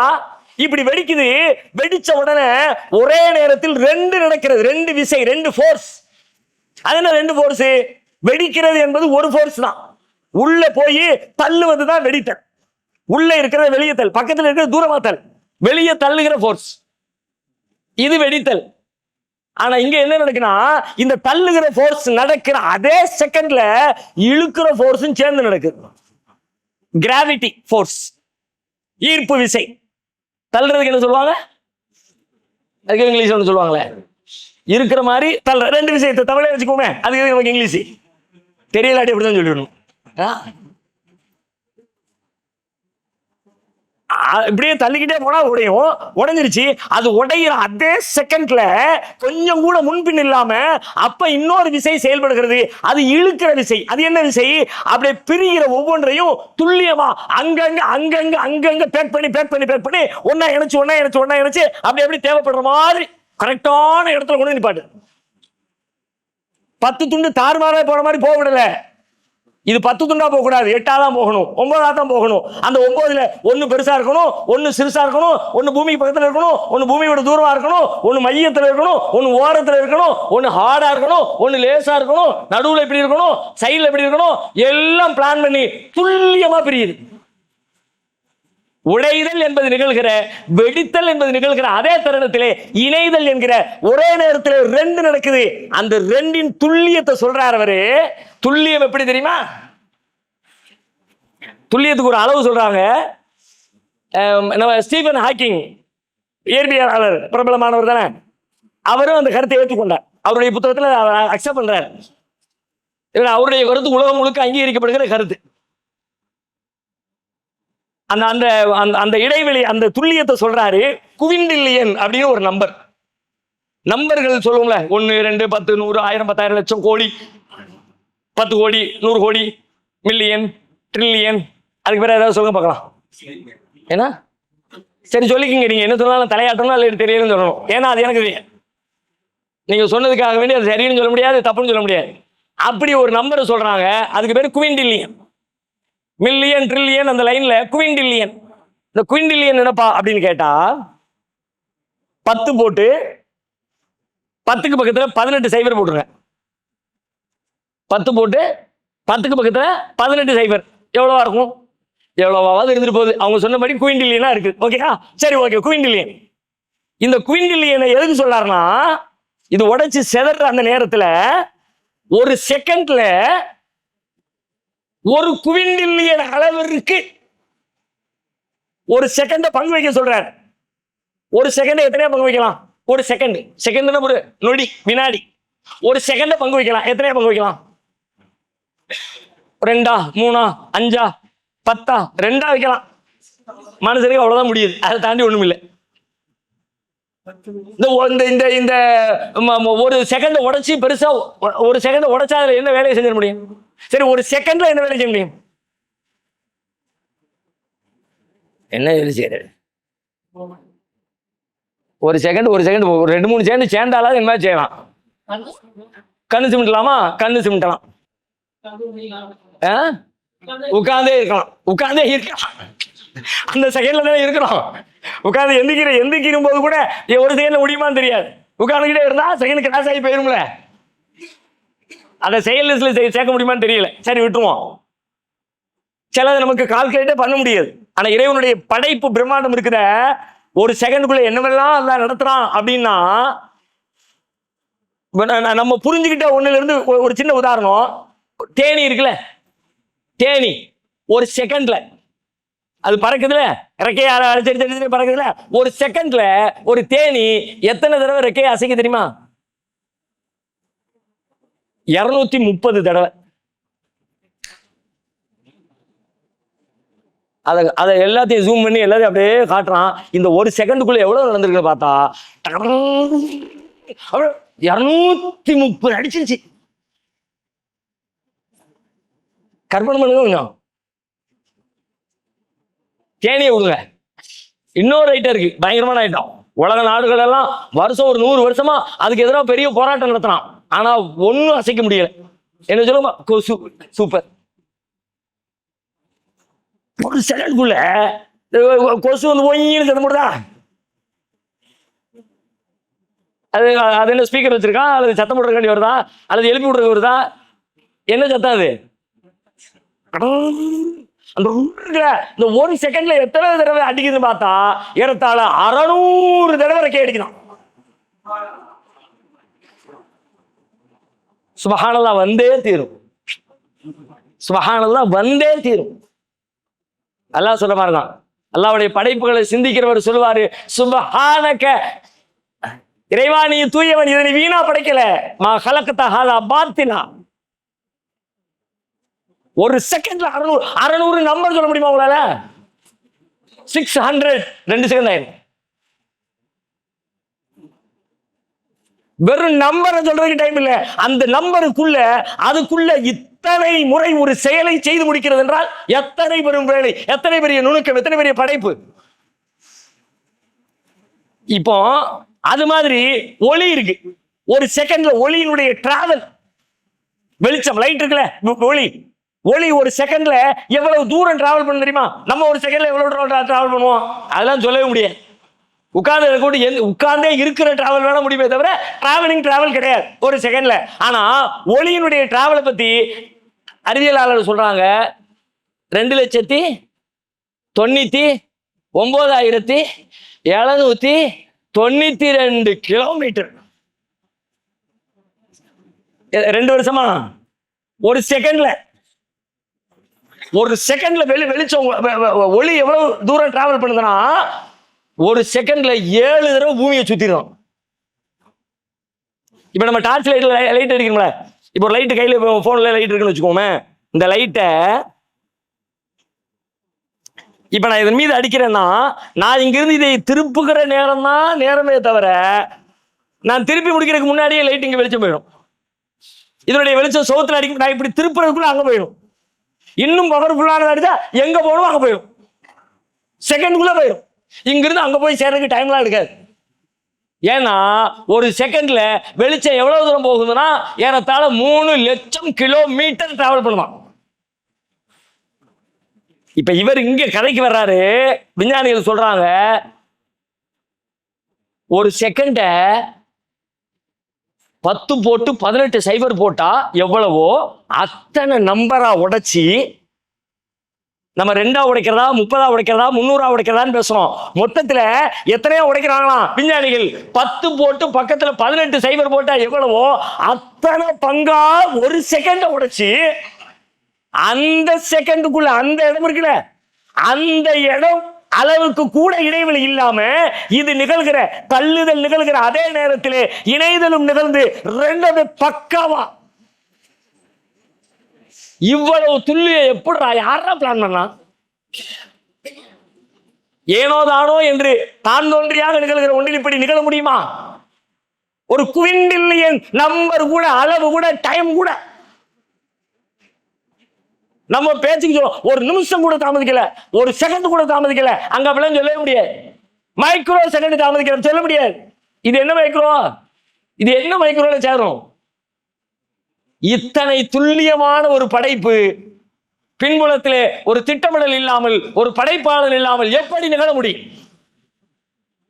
படைப்பாளன் தான் படைத்திருக்கிறான், ஏனெனில் இல்லாமையிலிருந்து வந்திருக்கிறது. அந்த படைப்பாளனும் சாமானியமாக படைக்கவில்லை, ஆகச் சிறந்த படைப்பாளன். 2 செய்திகளையும் திருக்குர்ஆன் ஒரே நேர்கோட்டிலே இணைக்கிறது.